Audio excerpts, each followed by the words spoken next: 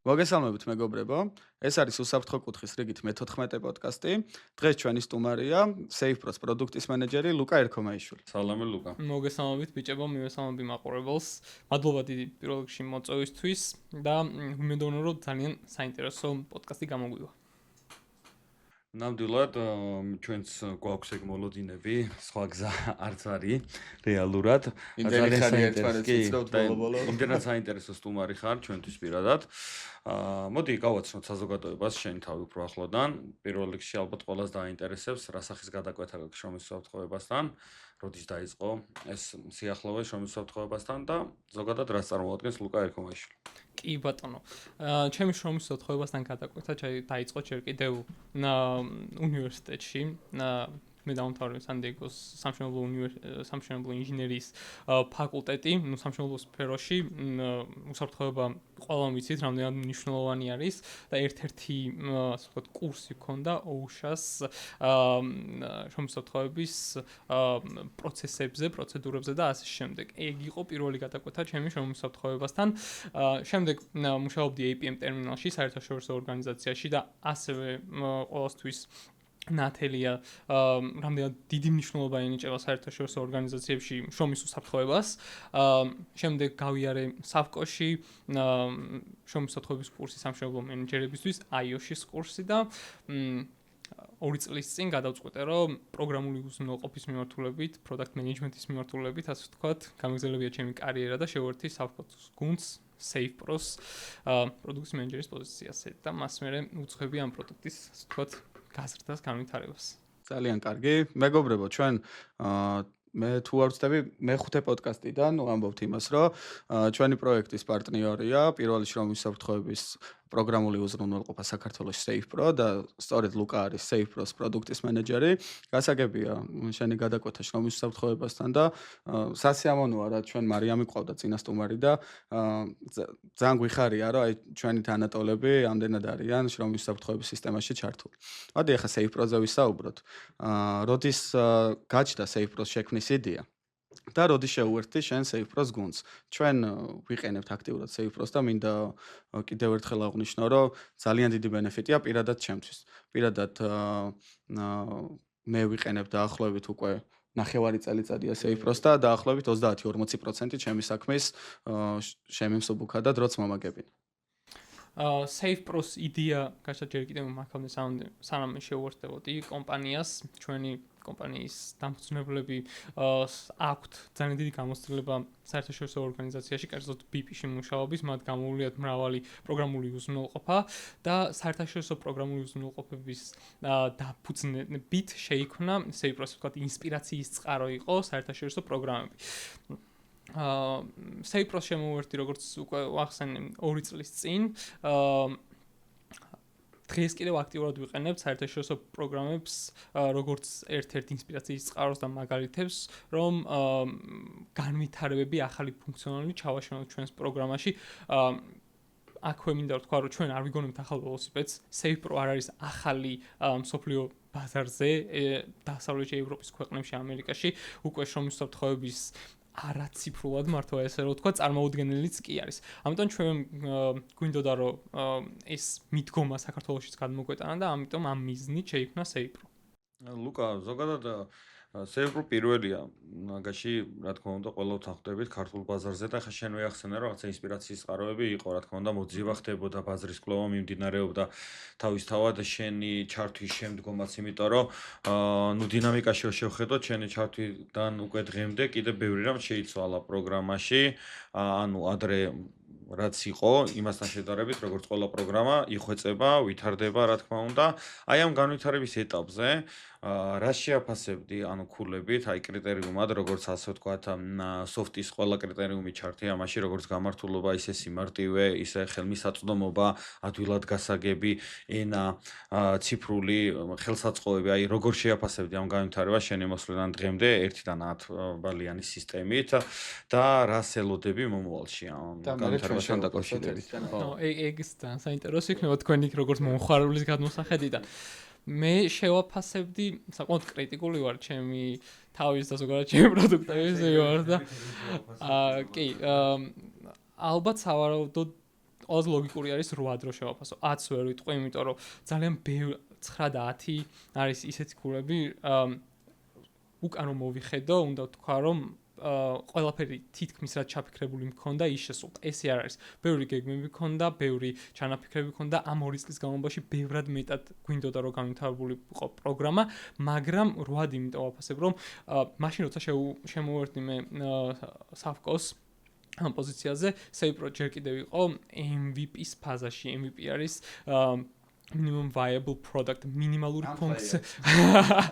მინიმალური ფუნქციონალი გააჩნდა პროგრამას მომხმარებლის სურვილების დასაკმაყოფილებლად, ასე ვთქვათ, მაგრამ ამ ფუნქციონალსაც ძალიან ბევრი ხარვეზი ჰქონდა. პირველი დაახლოებით ალბათ 6 თვე აქტიურად მუშაობდით პროგრამის რაღაც ხარვეზების გამოსწორებაში, გაუმჯობესებაში, არა ახალი ფუნქციონალის დამატებაზე, არამედ არსებული ფუნქციონალის გაუმჯობესებაში. ამის შემდეგ დავიწყეთ ჩვენ უკვე სხვა დამატებითი ახალი ფუნქციონალების ჩაშენება პროდუქტში. ხო, ანუ ეგ ძალიან კარგი მიდგომაა, იმიტომ რომ იდეაში პროგრამასაც ეთყობა, როცა ვიყენებთ, რომ აი ესე ნაჩქარევად მიყრილი არ არის რა მოწყობილობები და ყველა მოწყობილობაზე არის ნაფიქრი. რეალურად ძალიან ბევრი მაგალითი გვახსოვს ისტორიაში კომპანიები, ორგანიზაციები, პროგრამული უზრუნველყოფები, რომ უსწრებენ საკუთარ განვითარებას და რაღაცა უფრო დიდი სურთ მიიღონ უმოკლეს დროში. თუნდაც შენი პროფესიიდან გამომდინარეც ბუნებრივია, შენი ხასიათიდან გამომდინარე ეტაპობრივად მიყევი ამ ყველაფერს. თუმცა ამ ეტაპებში ანუ შენ თვლი რომ ჯერ კიდევ წინ აქვს სოც განვითარება, ანუ მე როგორც მომხმარებელმა რომ შევაფასო რა კულებით, აი მაგალითად მეც ანალოგიურს გამოვიყენებდი, 800-ს გამოვიყენებდი, ერთადერთი 2 კულას მე რატომაც ვაკლებ, არის ერთი ის რომ პოტენციალი იგრძნობა, რომ უფრო დიდი პოტენციალი გააჩნია და მეორე ერთი კულა ალბათ საზოგადოების გამო, იმიტომ რომ ჯერ კიდევ გაციფრულება ურთულეს მისიას წარმოადგენს ჩვენთვის როგორც შრომის მოთხოვის მენეჯერებისთვის და სხვათა შორის სხვა სფეროს წარმომადგენლებისგანაც გამიგია, აი მაგალითად ბუღალტერიაში გაციფრულება დღემდე ბევრ ორგანიზაციაში პრობლემა არის და მაგრამ თითქმის უკვე დიდ ორგანიზაციებში ბუღალტერია ყველგან ციფრულია თავისი აპლიკაცია. უეჭველა დიდმა და განვითარებულმა ორგანიზაციებმა, იმიტომაც მიაღწიეს განვითარების მაგდონე, შემეძლოთ რომ ძალიან სწრაფად ღებულობენ. მიმღებლობა უფრო კარგია. დაჟე სტომატოლოგიური კლინიკები და სილამაზის სალონები არიან გადასული უკვე ციფრულ უზრუნველყოფაზე. აი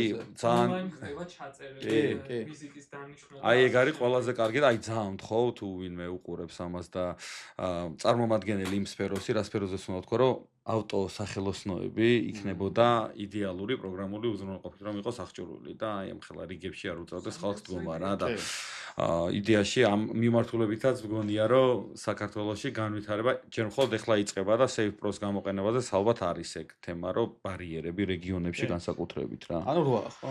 ხო, აი 800 მე მგონი სრულად ჩამოვაყალიბე რატომაც დავაკელი 2 კულა რა. აი დღეის მდგომარეობით მე შევაფასებ როგორც დაგეთანხმებით მოკლედ და 8 კულას მივანიჭებ SavePro-ს, მაგრამ 7 იყო იქამდე სანამ ადაპტირდებოდა ტელეფონში რა. აი ჩემი ყველაზე მაგარი პრობლემა იყო ის, რომ გავდიოდი სახლიდან და მინდოდა მაგალითად ტრენინგ თემატიკების შემოწმება, ვის ქონდა გავლილი სხვადასხვა ორგანიზაციებში ტრენინგები, ანუ ტელეფონით ვერ ვაკეთებდი ამ ყველაფერს და ეს მიშლიდა იდეაში ყოველდღიურობაში ყველაზე მეტად ხელს. და რა ავტომობილითაც რა თქმა უნდა. სანამ გადმოხვალ შეგიძლია კი, ეხლა ლეპტოპს ყველგან ვერ გაშლი რა. ყავს მანქანა შეგიძლია და არც ის Microsoft Surface-ი არა აქვს ყველას, რომ უცბად გაშალოს და 7 კულა მაშინ. ეხლა რა და მე მახსოვს SavePro-ს საწყისი ეტაპი, იმიტომ რომ ზუსტად შენ დამირეკე, ხმა მახსოვს ეხლა და ჩვენ ვისაუბრეთ კიდევაც კადრს მიყმა მაგაზე რა. ლუკამ დამირეკა და free trial-ი მომცა 2 კვირიანი რა და მაშინ ვიყენებდი SavePro-ს და მაშინ ძირითადად ანუ რამდენი ხნის უკან იყო, ეგ 2 წლის უკან, ხო, დაახლოებით. ძალიან ბევრს მიეცით შანსი. კი. ანუ მე საიდან დამირეკა ვერც მივხვდი რა. და ყველა მისარგებლა რა.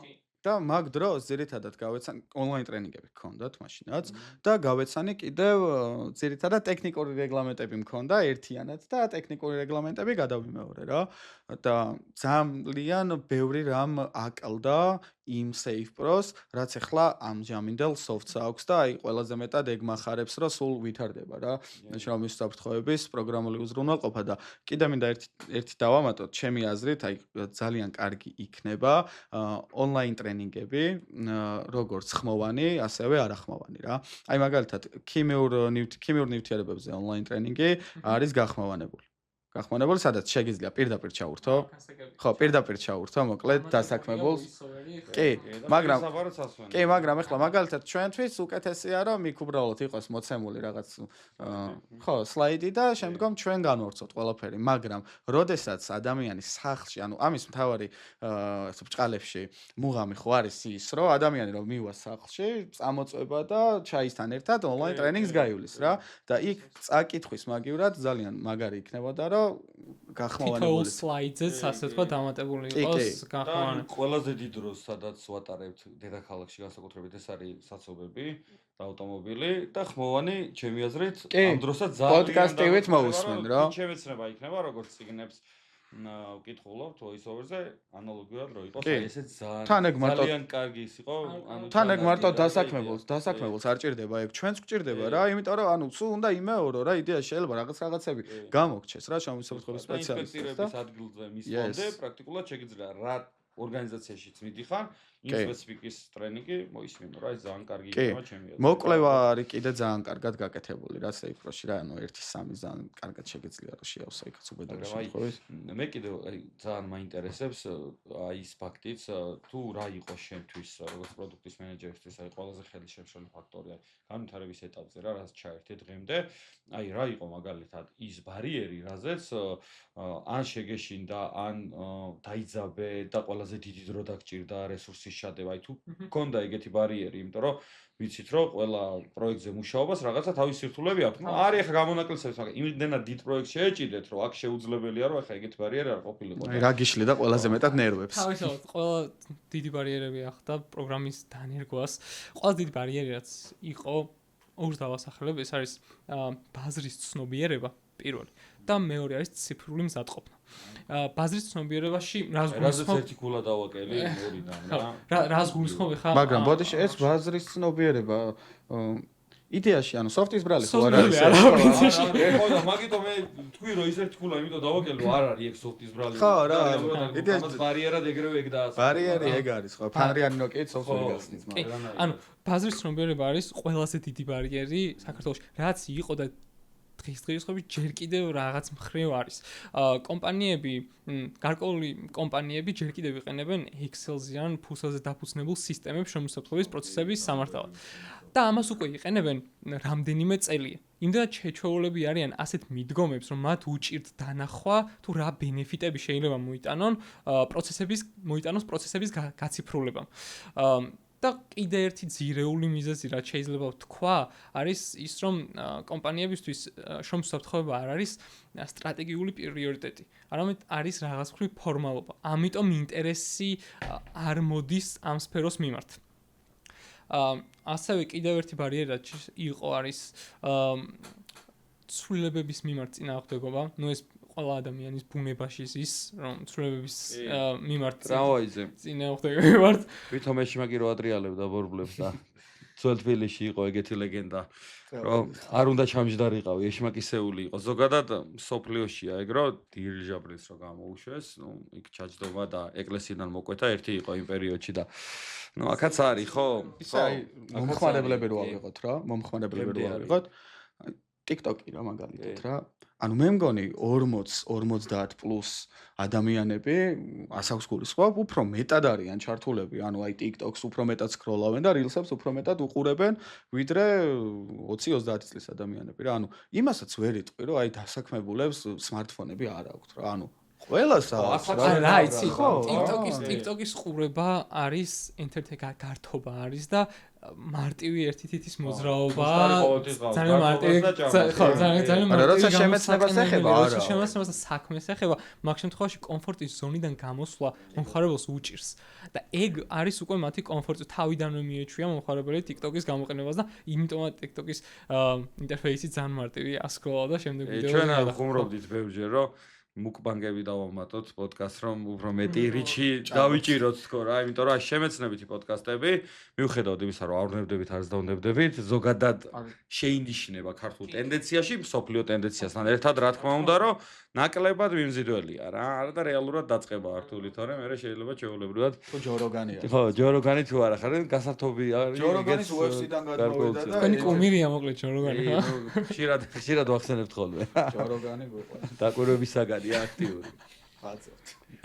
ნუ ანუ ეს პრობლემა არის, ერთი ეს ბარიერი. კიდევ ხო არ გამოყოფდი რაიმე ტიპის ბარიერს რა მას. კომპანიების მხრიდან ვიტყვი კიდევ ამ ცვლილებების მიმართ წინააღმდეგობა არის ის, რომ არ არიან დარწმუნებული რამდენად გაამართლებს პროგრამა. არ არიან დარწმუნებული რამდენად აითვისებენ მათი თანამშრომლები და რამდენად ღირს ფინანსების და რესურსის ჩადება საცდელ ეტაპზე.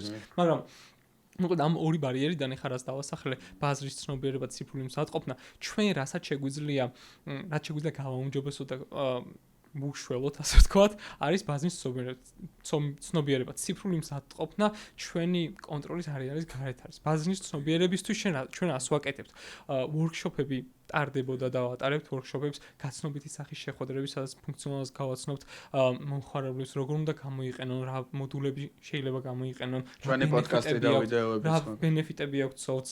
შემდეგ არის, როგორც თქვენ თვით უაქტიურებთ, ჯერ კიდევ არის, რომ გარკვეული სახით უაქტიურებთ სტომას პროგრამაზე, შეუძლიათ უფასოდ გამოიყენონ, ნახონ, გატესტონ, მოირგონ და ასე შემდეგ, ნახონ ბენეფიტები. და ასევე მნიშვნელოვანი არის ის, რომ მაქსიმალურად ვცდილობთ პროგრამის ინტერფეისი იყოს მარტივი. მომხმარებლებს მარტივად შეეძლოთ ნავიგაცია, პროდუქტის გამოყენება და არ გაირთმევონ საქმე ახალ პროდუქტზე გადასვლას. ხო, ნუ თავისთავად ეგ ყველაზე მნიშვნელოვანი მგონია მეც, რომ თუ დაგჭირდა ძალიან დიდი დრო რაღაც სათვისებლად, ის ვერ იქნება შენი დამხმარე მოწყობილობა რა. ძალიან სწრაფად მიდის პროცესები დღეს. სუპერადმინს რაც შეეხება ლუკა. ჩვენ ძალიან კარგად ვიცით სუპერადმინს კონცეფცია და გვესმის ის, რომ იქ არის დელეგირებული გარკვეული პრიორიტეტების მიხედვით რა შეუძლია სუპერადმინს და რა არ შეუძლია, მაგრამ აი დაცვაზე ვისაუბროთ მოკლედ. აი პატარა მცირე შრომის უსაფრთხოების საკონსულტაციო კომპანიამ რო იყიდოს სოფტი. შეიძლება დამფუძნებელს კონდეს იმის ეჭვი, რომ აი ჩემი რისკის დოკუმენტი ხო არ შეიძლება, რომ მაგალითად SafePro-ს დამფუძნებლებს ჩაუვარდეთ ხელში ან ჩემი ინფორმაცია რამდენად არის დაცული რა. ასევე პერსონალური მონაცემების დაცვასაც მინდა შევეხო, იმიტომ რომ იქ დასაქმებულების პირადი ნომერი, ტელეფონის ნომრები, სახელდაგვარები, მეილები არის შეტანილი და აი ამ ყველაფრის დაცვას როგორ უზრუნველყოფს, როგორც იურიდიულად, ასევე ტექნიკურად SafePro და მისი გუნდი. ძალიან კარგი და მნიშვნელოვანი კითხვა. ისეთი კითხვა, რომელსაც თითქმის ყოველთვის ვისმენ ჩვენ პოტენციური კლიენტებისგან, მომხმარებლებისგან. ჩვენ ვიყენებთ საერთაშორისო cloud providers პლატფორმას, რომელზეც არის განთავსებული ჩვენი ინფორმაცია. თავიდან, როდესაც დაიწყო პროდუქტის შექმნა, მიზნად ჩაფიქრებული იყო უბრალოდ, რომ გავსულიყავით საერთაშორისო კომპანიებზე და მათ გამოიყენებიათ პროგრამა ჯერჯერობით ლოკალურად, ხო, საქართველოში. საერთაშორისო კომპანიებთან მუშაობა ფაქტიურად წარმოუდგენელია, თუ დაცვის გარანტია არ გაქვს შენ ჩაშენებული. კი, არის საქართველოში კარგი cloud provider-ები, მაგრამ საერთაშორისო პლატფორმები მეტად სანდოა ამ მიმართულებით. ამ შემთხვევაში ჩვენ ვიყენებთ DigitalOcean-ი, არის ერთ-ერთი cloud provider-ი, რომელიც არის ყველაზე ფართოდ გავრცელებული სტარტაპებისთვის. ესეთი სტარტაპია, ასე ვთქვათ, SafePro-ს. ასე რომ ის ინფორმაცია, რომ რასაც პროგრამაში შევიტანთ, დაიკარგება, ეგ ფაქტიურად წარმოუდგენელია. ხო, სხვა პეზე გადასვლა უკვე კიდე მეორე მხარე. აქ უკვე ჩვენი სისტემები, კი, ეგ უკვე სუპერ ადმინისტრატორია, ეგ უკვე ჩვენ როგორ ხედავთ ამ ინფორმაციას, ეგ ნაწილია.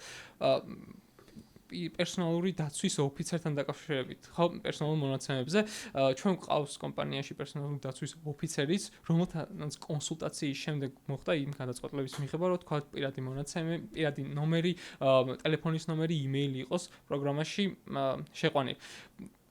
თავიდან იმას გეტყვით, რომ იმ კომპანია, რომელიც აიღებს ამ ჩვენ პროგრამას ვერ ხედავთ მათ ვერანაირ ინფორმაციას, ვერც დოკუმენტაციას, ვერც სახელებს, გვარებს, თქვათ პირად ნომრებს და ასე შემდეგ. ხედავთ ადმინ მომხმარებლების მეილებს, ეგ რატო გვინდა მომხმარებლის მეილები? თუ რაიმე განახლებები გვაქვს და გვაქვს ყოველთვის პროგრამაში, რაღაც პერიოდულობით თვეში ერთხელ საინფორმაციო მეილებს უგზავნით, შეტყობინებებს უგზავნით მომხმარებელს თუ რა დაემატა პროგრამას, რა აპდეიტები ჩაუშვით პროგრამაში. ამისთვის გვაქვს, ასე ვთქვათ, ეს ინფორმაცია ჩვენთვის. რაც შეეხება პროგრამაში შეყვანას კიდე პირადი ნომრის, იმეილის და ტელეფონის ნომრის ის პირადი ნომერი იმიტომ შევყავს რომ მომხმარებლის სახელი გენერირდება user plus პირადი ნომრით თავიდან იყო ჩაულებრ რაც უნდა მომხმარებელს იმას ჩაწერდა username-ში თუმცა ძალიან დიდი ქაოსი გამოიწვია მომხმარებელს ავიწყებოდათ რაც შეწეს username-ში და ასე შემდეგ და საბოლოოდ გადავწყვიტეთ რომ ერთი სტანდარტი შეგვემუშავებია რითიც ვიხელმძღვანელებდით და ვიღაცა დარეკავს თქვა დამავიწყოთ ჩემი მომხმარებლის სახელი მარტივად ეტყო სიტყვა user დამატებული თქვენი პირადი ნომერი და რაც შეეხება ტელეფონის ნომერს და email-ს შიმიდის შეტყობინებები რეგისტრაციასთან დაკავშირებით, დავალებებთან დაკავშირებით, როდესაც მიეწერა დოკუმენტის უარყოფასთან დაკავშირებით და ასე შემდეგ. ანუ კანონიდან გამომდინარეც რისი დასაბუთებად შეიძლება რომ რეალურად გჭირდება იმისთვის რომ სოფტმა იფუნქციონიროს.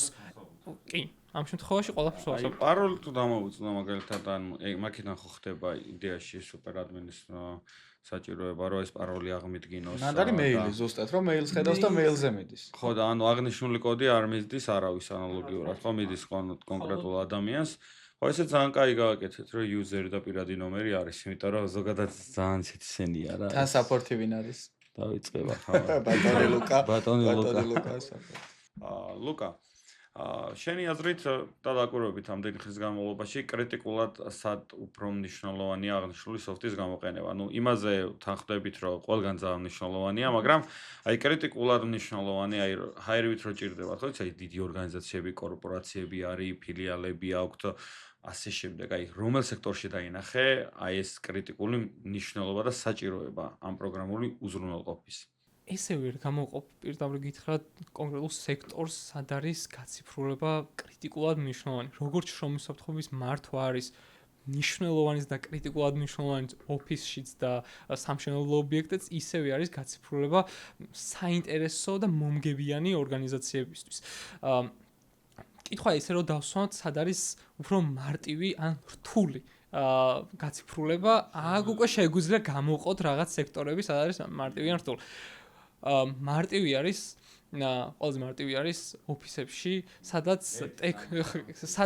საოფისე საქმიანობაში, სადაც მომხმარებლები, იმიტომ რომ მომხმარებლები, რომლებიც ამ სფეროში არიან დასაქმებულები, ტექნოლოგიურად არიან განვითარებული, იცნობენ ტექნოლოგიებს, არ უჭირთ მისი გამოყენება და მარტივად ადაპტირდებიან მასთან.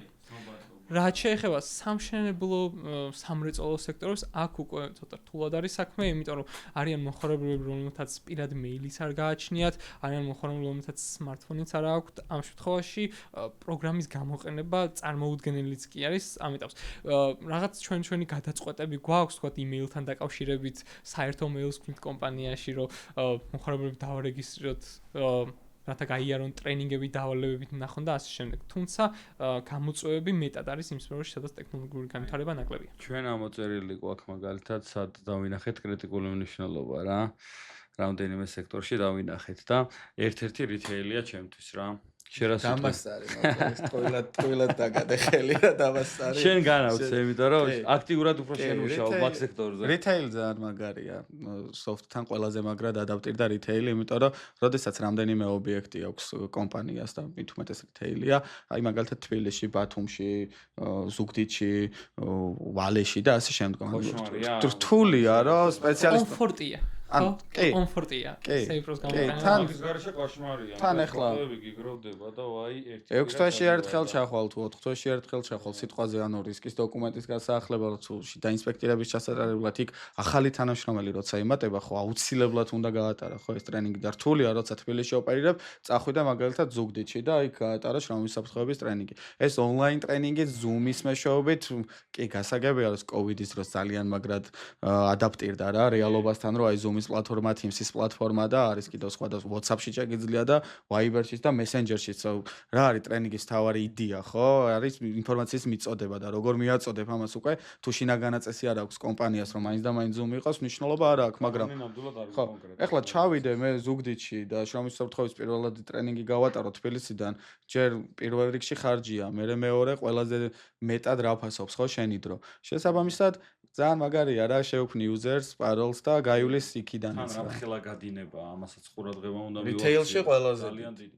მშენებლობაზე კი რთულია, მაგრამ კრიტიკულად შეიძლება არ დადგეს ამის საჭიროება, იმიტომ რომ სპეციალისტი მიამაგრებ full time კადრს ეგრეთ წოდებულს და ჩაუტარებს ყველა ახალ შემოსულ კაცს და რა იცვლება საქალაქო ბინად მშენებლობაში არაფერი, სართულები და სიმაღლე იცვლება, თორე საფრთხეები და მომდინარე რისკები ასე გადინება თუ არ გექნება ძალიან მარტივად სამართავია და დღეს მიღებული თანამშრომელი თვის ჭრილში მიდის რიტეილის სექტორში ეს არის ზოგადად პრობლემა რიტეილის მთელ სოფლიოში და რიტეილშიც მომსახურების სფეროშიც და აი დროებით სამსახურებს ეძახიან რა მშენებლობას მინდა რომ დავამატო რომ ალბათ აი ჩეკლისტები შეგიძლია სად შეიძლება რომ ყველაზე მაგრად გამოიყენო ჩეკლისტები ალბათ მშენებლობა რა იმიტომ რომ აბსოლუტურად აი ამ წის ინსპექტირებიდან დაწყებული კიბის ინსპექტირებით დამთავრებული აბსოლუტურად ყველაფერი გაქვს რა და აი ჩვენ ვისაუბრეთ კიდევ კადრს მიხმა რომ ვაპირებთ ახალი სეზონიდან ახალ სეზონს სექტემბერს ვეძახით ჩვენ და ისო სკოლაში გონია და უნივერსიტეტში ახალი ტასაცვლი თუ დამოვიდეთ მცირე საზაფხულო პაუზა გქონდა მაგრამ ეგრევე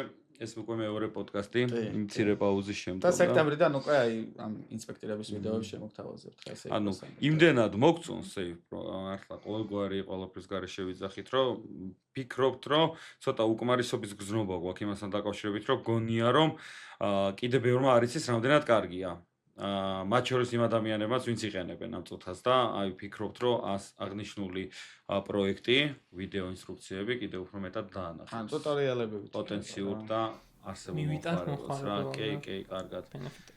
რო არ გჯეროდეს იდეაში ამ პროგრამული უზრუნველყოფის რა თქმა უნდა თავის დროზე არ შედგებოდა ჩვენი კოლაბორაცია და ძალიან კმაყოფილები ვართ ჩვენ პირადად კიდე ერთხელ დავაფიქსირებთ მაგას აღნიშნული პროგრამით სარგებლობით. ქართველებს ხო ექშენი გვეყვარს რა და ეს ექშენ ვიდეოებსაც შემოთავაზებთ. კარგი, ძალიან საინტერესო თემას მინდა კიდევ შევეხო რა. გლობალიზაცია მოიტანა ის რომ ყველაფერი გაციფრულდა ხო, მათ შორის ფული გაციფრულდა. აღარ ვამბობ ახლა soft-ზე და სხვადასხვა ტექნიკურ საშუალებებზე რა. პარალელები არის საუკეთესო უნდა ამოვჭრო ეს მადლობთ. კაიხა, ყველაფერი გაციფრულდა ფულის ჩათვლით. კი, შესაბამისად ადამიანები ვადაპტირდით ხო ხელოვნურ ინტელექტთან ახლა აი წარმოუდგენელი ალბათ, როდესაც 3-4 სხვადასხვა საქმე გაქვს ერთ ტოპიკში, ChatGPT არ გამოიყენوان სხვადასხვა ხელოვნური ინტელექტი და სხვადასხვა ბერკეტი ხო? მინუსია რო ვერ იყენებ რა. რა თქმა უნდა ხო. ვიდრე ის რომ იყენებ. რაღაცა ლეგენდები შემოატარეს რომ რო იყენებო ცუდიაო, მაგრამ ჩაგვანაცვლებს ძმაო და იურისტები აღარ იქნებიან და მხატვრები აღარ იქნება, ეს არ სრული სისულელია რა. არა, სრული სისულელი არ არის. აქვს ამას არსებობის უფლება და მართლა შეიძლება ეხლა რომ ხელოვნურმა ინტელექტმა აი მაგალითად სტატისტიკაზე ვინც მუშაობს, ის ჩაანაცვლოს რა ძალიან. მე ვფიქრობ რომ განმეორებად სამუშაოებს ვინც აკეთებს, აი ეგენი ჩაანაცვლება. რომ მე ასევე მეორე მხრიდან უყურებ ამ საკითხს, ადამიანი ყოველთვის ფიქრობს თვით გადარჩენაზე, ხო ესე? როდესაც გამოჩნდება ისეთი წყობილობა, როგორც არის ხელოვნური ინტელექტი, რომელიც შეიძლება ჩაგანაცვლოს და ამის საფრთხეს ადამიანი დაინახავს, ეგ ადამიანებიც სწავლენ ინოვაციებისკენ, დაიწყებენ ძებნას რაღაც ახლის მოძებნას და შესაძლოა ამან გააჩინოს, ასე ვთქვათ, სულ სხვა და განავითაროს სულ სხვანაირად ჩვენი ბაზარი. სხვა მიმართულებით სიახლეები დაგვემატოს, სიახლეები შეხვდეთ.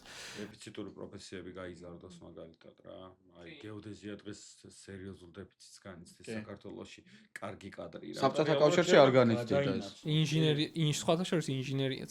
თავიდანვე მაგითაც ჩავაბარე სამშენებლო ინჟინერიაზე, თავიდან ძალიან მომწონდა ეს სფერო. მართლა დაჭირდება, თუნდაც ჩემი პროფესია ძალიან მოთხოვნადი გახდება დღეს თუ მცირე რაოდენობით ხართ წარმოდგენილები, ეს გაზდის უკვე. ხელოვნური ინტელექტი ძალიან კარგი ხელსაწყო არის არის სხვადასხვის გუშინ წავიკითხე MIT-ის ერთ-ერთი კვლევა ადამიანები რომლებიც ხელოვნურ ინტელექტს იყენებენ მათი ტვინის მოწყობა და აზროვნება და ადამიანები რომლებიც არ იყენებენ ხელოვნურ ინტელექტს სხვადასხვის ისინი რომლებიც არ იყენებენ მეტად ციგს და სხვა რაღაცებსაც არ იყენებენ თუ მხოლოდ AI-ს არ იყენებენ თავის საქმიანობაში ან ყოველდღიურ ცხოვრებაში მათი განვითარება ტვინის განვითარება ბევრად უფრო მაღალია ვიდრე იმ ადამიანების განვითარება რომლებიც მუდმივად იყენებენ ხელოვნურ ინტელექტს ამით იმის თქმა მინდა რომ ოქროშუალედი არის დასაჭერი მეც ვიყენებ ხელოვნურ ინტელექტს ChatGPT-ს და ბევრად მიმარტივებს საქმიანობას მაგრამ უნდა ვიცოდეთ სად რა დროს და როგორ გამოვიყენოთ ხელოვნურ ინტელექტი ხო აი დამოკიდებული არ უნდა ვიყოთ ხელოვნურ ინტელექტზე არ უნდა გმართოს ხელოვნურ ინტელექტმა რაც კი არის ეგ დაავადება და ძალიან ბევრი არის უკვე ხელოვნურ ინტელექტის ირგვლივ მის გარეშე არ შეუძლია რაღაც ელემენტარული გადაწყვეტილების მიღება. საუკეთესო მეგობარი რო ხელოვნური ინტელექტია. ხო, ეგ მაგას არ ვიმხრობ. თუმცა გამოსავალი. ან წარმოსახვითი მეგობარი გააქვს რო ხელოვნურმა ინტელექტმა რა, ან ეგეც არის რა. და ძალიან დიდი შესაძლებლობები აქვს ხელოვნურ ინტელექტს. იმით დაწყებული რომ ერთ-ერთი ფრენის დროს თანამგზავრი შემხვდა დამიმგზავრა ერთი ამერიკელი და ვესაუბრებოდი ხელოვნურ ინტელექტზე და მუშაობდა სხვათაშორის ერთ-ერთი სასმლის საწარმოო ქარხანაში და მითხრა რომ ხელოვნურ ინტელექტთან დაკავშირებით დავიწყეთ საუბარი და გადავიდეთ თემა თუ რამდენად მნიშვნელოვანია ხელოვნური ინტელექტი და უკვე ისეთი განცდა შემექმნა მე რომ იყენებდნენ წარმოებაში გააციფრულეს პროცესები, გააუმჯობესეს ხო, განავითარეს მიდგომები და ასე შემდეგ და რა მითხრა? ვიყენებო იმეილების დასაწერად და გასაშალაშინებლად. ამას ეძახდა ხელოვნური ინტელექტის გამოყენება. ხელოვნური ინტელექტის გამოყენებას, ხო, მოკლედ. მნიშვნელოვანია როგორ ვიყენებთ ხელოვნურ ინტელექტს, მაგრამ უსასყო შესაძლებლობები აქვს. და როგორ ფიქრობ, აი SafePro-ს და ხელოვნური ინტელექტის სინთეზი ჩემი აზრით იქნება აი რა ვიცი საქართველოს შრომის საფრთხეების ისტორიაში ერთ-ერთი ყველაზე მაგარი მოვლენა რა თუ სინთეზირდება კარგად ხელოვნური ინტელექტი SafePro-ში და რას ფიქრობ როგორ შეიძლება რა აი ვითომ გაეცინა ნაფიქრი აქ ბევრი რა თქმა უნდა რაღაც ძალიან ბევრჯერ რაღაც მე როგორ წარმომედგენია მე იცი როგორ წარმომედგენია რაღაც ბოტი იყოს სიტყვაზე. ნუ მე ბოტს ვეძახი ახლა რომ უფრო მარტივად. ხო, HS ბოტი იყოს და ჩალებრად როგორც ChatGPT-ია სტატიკურად მოწყობილი, ანალოგიურად იყოს მოწყობილი კითხვა-პასუხის რეჟიმით და ძალიან დაეხმარებოდა, მაგრამ მე ის ხო გვაქვს რა ეს საით ფიქრები, რომ ხო არ ჩაანაცვლებს შრომის საფრთხეობის სპეციალისტს ხელოვნური ინტელექტი. და ეს გონია რომ ბევრად უფრო მეტად შეაშინებს ქართულ ბაზარს, იმიტომ რომ ჩვენ ვიცით ახლა მედალეოვანი და შენ ალბათ ჩვენზე კარგად იცი რომ ანუ თავის დროზე სოფტისაც ეშინოდათ რა და შეიძლება ახლა ვიღაცებსაც ეშინათ. თქო, მე ვამბობ უფრო შრომის საფრთხეების სპეციალისტებს ეშინიათ სოფტის რა, ვიდრე დამსაქმებლებს, იმიტომ რომ თავისი ანაზღაურება აკუმულირდება რაში ხო, ცოდნაში და შესაბამისად ცოდნა, ტექნიკური რეგლამენტები იქნება, რისკის შეფასება იქნება თუ ტრენინგები იქნება, იყიდება 99 ლარად, ხო? და რაღაც 579 ლარად, 579 ლარად, მაგრამ ეს სინამდვილეში ხო ესე არ არის. კი, ძალიან საინტერესო თემა შეეხო. ერთ მაგალითს მოვიყვანო მაგალითად იმასთან დაკავშირებით, რომ შეიძლება მენეჯმენტს უნდა პროგრამის გამოყენება, მაგრამ შრომის საფრთხეების სპეციალისტი ასე ვთქვათ ბლოკავს. რამდენიმე შემთხვევა მქონია HR-ები მუდმივად ეძებენ სიახლეებს, ახალ პროდუქტებს გაციფრულებას, მოწოდებულები არის ჩაშებული უკვე საქართველოში. კი, ერთ-ერთი პროდუქტია, რასაც არა, მე ვიძახი HR-ები ზოგადად ორგანიზაციული მიმართულებით ნებისმიერ გოლისთვის ეძებენ სიახლეებს. ამიტომ ახსენე, რომ ამ HR-ის მაგიტო წარმოვიდა, რომ მე მინდა რომ აი ამ ნაწილი შევახოთ ქართველი HR-ები მუდმივად ზრუნავენ მართლა LinkedIn-საც ძალიან აქტიურობენ და სულ ეძებენ ინოვაციებს რა, ამიტომ ახსენე. კი. და ყოფილა რომ HR-ებს ასე ვთქვათ დაურეკავთ დამაკავშირეს მათ შრომისმსახურების სპეციალისტებთან, მენეჯერებთან, გაუაქტიროს ატესტო ცდომა და ისეთი პასუხიც მიმიღია, რომ ერთ-ერთმა მითხრა, სანამ მე ამის გამოყენებას შევძლებ, მაქამდე კარიერასაც დავამთავრებო.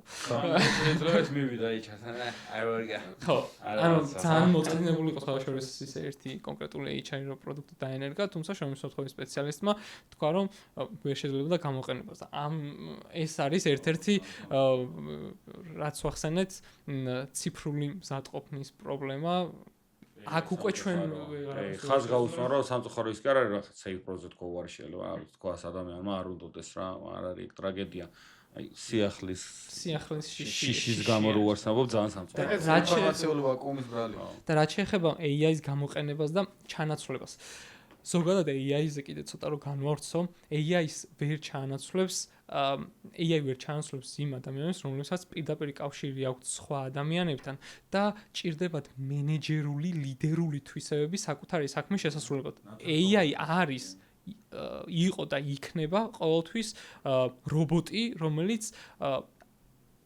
გააკეთებს იმ საქმეს, რაც უკვე გაკეთებული იყო, ან მაგის მიხედვით დააგენერირებს რაღაც სიახლეებს, მაგრამ ის ყოველთვის ვერ შეძლებს ადამიანებთან კომუნიკაციას. ამიტომ ვფიქრობ, რომ SafePro ჩანაცვლასაც თქო შრომისმსახურების სპეციალისტები, ეგ არის გამორიცხული.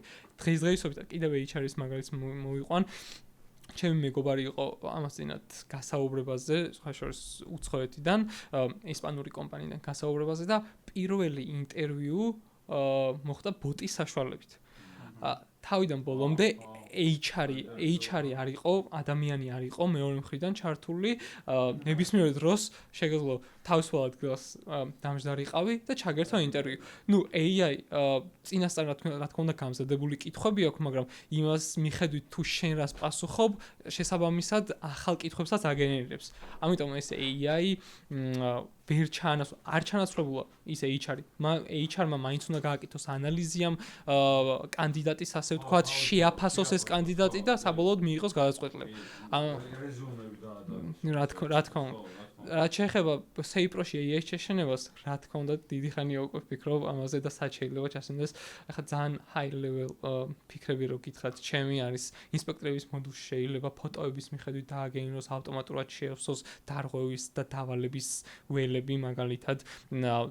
აი ფოტოს წამკითხველი ასე ვთქვათ, ეგ მაგას ChatGPT-ს image recognition-ი. ChatGPT-ს აკეთებს და სხვათა შორის ვერ ვიტყვი რომ სრულყოფილად აკეთებს ამ ყველაფერს, მაგრამ ძალიან დიდი მნიშვნელობა აქვს როგორ მოვაწყობ ChatGPT-ს რა, ანუ ChatGPT-ს რა განათლებას მიცემ? რა თქმა უნდა, ანუ რა განათლებას მიცემ, რაზე ესაუბრებ ახლა შენ თუ სამედიცინო სფეროზე ესაუბრები, მუდამ ChatGPT-ს ის უფრო კი ზუსტად რა და აი ჩამიგდე ამ სურათი ChatGPT-ისთვის რომ აი მაგალითად შრომის HR-ს რეპორტი მჭირდება რა ამ სურათის მიხედვით და მართლა უპოვია ძალიან კარგი რაღაცები უპოვია, მაგრამ მნიშვნელოვანი რამეებიც გამორჩენია. კი, იმიტომ რომ ქართულ კანონმდებლობაში AI არის 0. 0-ს ქვევით არის. მე ვიტყვი, მე აი რავი თუ გინდათ გატესტეთ შემდგომ 477 დადგენილების მიხედვით ვცადე, გავტესტე. მოდი გავტესტო. და ძალიან ბევრი უზუსტობა იყო. მაგრამ შენ უთხარი რომ გაითვალისწინე და გამოიყენე ისა და ის დადგენილება. აი, მოდი 371 დადგენილება გამოიყენოს AI-ი. რომელი? 371 დადგენილების მიხედვით გითხრას, ქარის მოძრაობის რამდენ სიჩქარეზე უნდა შევაჩეროთ ამ წამოწყობილობის ოპერირება. შეიძლება ენის ბარიერიც იყოს. აი, გამართულად უპასუხოთ და მე მგონია რომ ვერ უპასუხებს, იმიტომ რომ რამდენიმე ხნის უკან გავტესტე და ვერ მიპასუხა რა. 100% ზუსტი არ არის AI. აი თუ გიკითხავთ რაღაც დაგისვამთ აუცილებლად რაღაც კითხვა და აბსურდული პასუხი გაუცია და შემდეგ მე მიპასუხია შემდეგ ტექსტი რომ რასაც ამბობ თქვათ არ არის სწორი ამას გულისხმობ და ეგრევე პასუხი არის მისგან რომ კი მართალი ხარ შევწდი და ახალ პასუხს აგენერირებს ხო ამიტომ 100% ვერ დავეყრდნობი ჩვენ AI-ს აი ზუსტად მაგამდე მივედით რომ შენ თუ არ გაქვს შენი საკუთარი ცოდნა ტექნიკური რეგლამენტებზე ორგანული კანონი არ იცი და ზოგადად სფეროზე წარმოდგენა არ გაქვს ვერც soft-ით და ვერც AI-ით ვერ ჩაგანაცვლებს პროფესიონალ ადამიანი რა. 15-ის კი 15-ის მაგრამ 20 მეტრი წამიტყვა. გარეგიას უწევს სიმაღლეზე სამუშაო შეწყდეს. დაწმებული არის თუ არა? ხო, აბა კითხე. არის ვიშიო. ანუ ხა, ვერ რეალურად მოიძია პასუხი, უბრალოდ. სწორი პასუხი არის ვერ ამ მოიძია. წესზე სწორი პასუხი არის 10 მეტრწამი რა, რეალურად არა, ეხლა ნახე საბურგის სამუშაოებიო 15 მეტრწამია მონტაჟის სიმაღლეზე, ეხლა 15 მეტრწამია. არა, მონტაჟი ხო, არა, მაგრამ ეხლა ამ წე მოწყობილობაზე არა, ყველგან პასუხი 15 მივიღეთ? კი. ამ წე 10 უნდა ეთქვა ყველა კი, ვარიანტი. აი აქ თქვა, ხოლო პანელების ამ მსგავსი სხვილი კონსტრუქციების კი, მონტაჟი ბატონო. მიწოდება უნდა კი შეწყდეს. ბატონო, 10 მეტრწამი და მეტი. ანუ მეორე ცდაზე AI-ს გამოყენებასაც აი, ეს სკილები ზუსტად ჭირდება. მე. AI-ს გამოყენებასაც სკილები ჭირდება. უნდა ისწორდეს სწორად გამოყენება. კითხვა რა როგორ input-საც დასასწორად? კი. მისცემ, იმ output-ს მოგცემ. კი. არ იყო ეხლა deep search-ი არ ქნა თავიდან, ანუ deep search-ი არ იყო რა. deep search-ი არ იყო და პირდაპირ გაქცა პასუხი. მაგრამ შემდგომ უკვე deep search-ის მერე უკვე ხო, ნუ ახლა რეალურად ის დადგენილება ამოიღო PDF-ში, წაიკითხა, recognize გაუკეთა და მერე უკვე გითხრა ყველაფერი და თავიდან ისე გაქცა რა HR-ზე პასუხი რომ მოგიშორა რა. აი, ეგ უნდა იცოდე ხასიათი. ანუ არ არის ნულს. წარმოებლის დოკუმენტაცია, მაგაში მეხმარება მაგალითად AI ძალიან, რომ რაღაც კონკრეტული დანადგარი თუ რა თქმა უნდა, ეხა წარმოებელი ისევ არსებობს ოპერირებს და ეს გრიფიცაიდ უმლოდ არ აქვს დაცული, არის სპეციფიური მოწყობილობები, სხვათა შორის 1 სექტემბრიდან გააქტიურდება 135 დადგენილება მოწყობილობებთან დაკავშირებით და კიდევ უფრო მეტად გახდება საჭირო ტექნიკური აღჭურვილობის შემოწმება და პასპორტიზაცია რა, ამ წარმოებლის დოკუმენტაციის პოვნა, თარგმნა, მათ გასაგებ ენაზე დასაქმებულებისთვის მიწოდება. აი ამაში მეხმარება, მაგრამ თუ რა თქმა უნდა სპეციფიური მოწყობილობაა, რომლის ანალოგიც არ არსებობს, ან არის ექსკლუზიური, ან წვრილი მიმართულების ინდუსტრიისთვის გამოიყენება, იქ ძალიან უჭირს. საკმაოდ საინტერესო ეპიზოდი გამოვიდა ლუკა, დასასრულისკენ მივედით უკვე.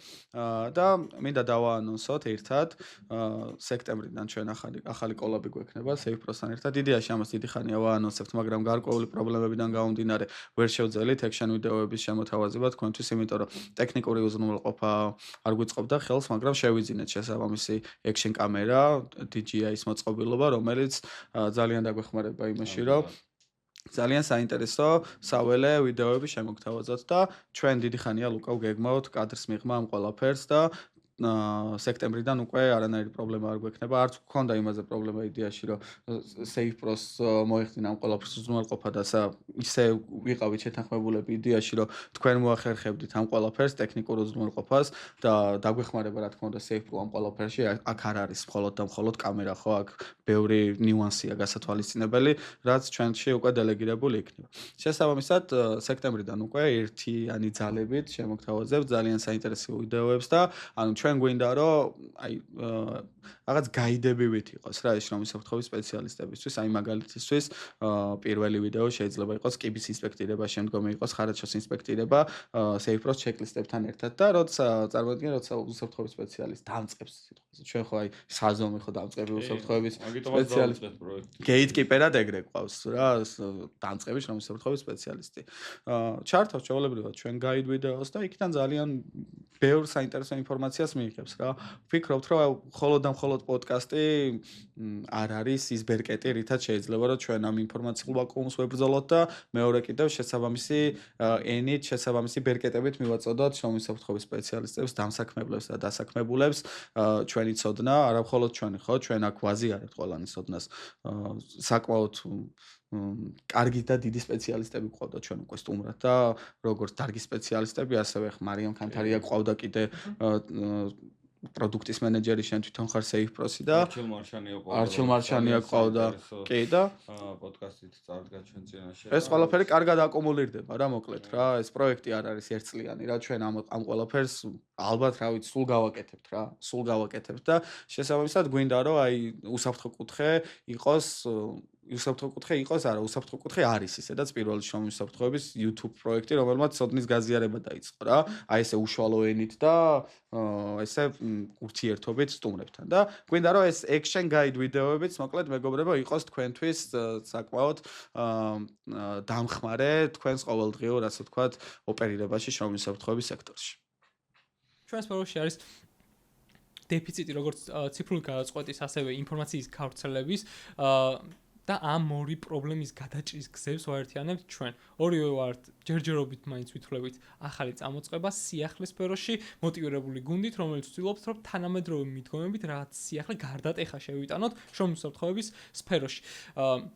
როგორც შენ აღნიშნე, საინტერესო პროექტებს გეგვოთ ერთად, სასწავლო ვიდეოები იქნება, ვორქშოპები შეიძლება ჩავნიჩნოთ, პროექტები განახორციელოთ და მოკლედ მოუთმობ ველოდები ამ პროექტების განხორციელებას და კიდევ ახალი ნაბიჯების გადადგმას და სიახლეების დანერგვას ამ სფეროში. მადლობა თქვენ მოწვევისთვის, საინტერესო იყო თქვენთან საუბარი. დიდი მადლობა ლუკა, მეგობრებო, აუცილებლად გამოიწერეთ ჩვენი არხი, გააქტიურეთ ზარისღილაკიც, რათა ჩვენი სიახლეები თქვენს უფრო მალე იყოს ხელმისაწვდომი და როგორც ლევანი მითხრა, კადრს მიღმა 1000 გამომწერზე გათამაშებას გეგმავს ლევანი და ძალიან საინტერესო აღჭურვილობას გავათამაშებ. თუ რას, ამას უკვე 1000 გამომწერზე გავიგებთ. 980 გამომწერზე. შეხვედრამდე.